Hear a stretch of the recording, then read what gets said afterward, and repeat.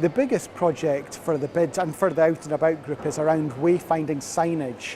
A number of cities, competitor cities, have really moved on in leaps and bounds with simple signage concepts to help visitors move around the city.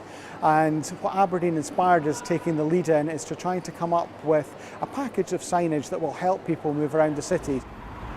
People will naturally shop certain ways around the city, but that means that there's probably other areas of the city that visitors don't naturally find. So we want to try to give them an opportunity to find those areas and for the businesses there to benefit from that, rather than just sticking to this kind of core central hub of the city centre that perhaps visitors would normally do.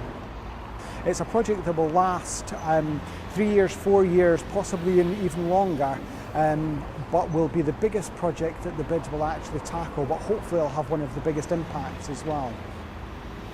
We're also looking at a system driven by a company called Path Intelligence that records how people move around a city centre, how long they stay, which areas of the city they visit. And if we can use that information, it helps us analyse where people are coming into the city, how long they're staying, so perhaps we can gear if we're putting different events in locations to encourage them to go to colder spots, or to encourage them to stay longer in the city. But at the moment it's all done in anecdotal feedback, and this system would give us a wealth of information and data to try to base decisions on, rather than just gut feelings. And it will also give us an opportunity to share this information with all the bid levy payers that will perhaps help them make some commercial decisions as well. We trialled a hopper bus for 2 Christmases, which was pretty much a way of trying to encourage people to shop different areas of the city, which we did with, if I'm honest, fairly limited success. It was an interesting idea and an interesting way of seeing if people would move around different areas of the city.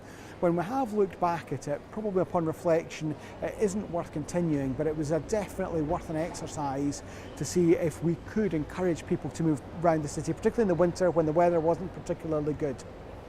I think we're always open to any other ideas that are out there, because the best ideas tend to come from the bid levy payers themselves, and we can see if we can make it happen. We acknowledge along the way we will probably make some mistakes, and as long as we learn from these mistakes quickly and don't repeat it, I think that's okay.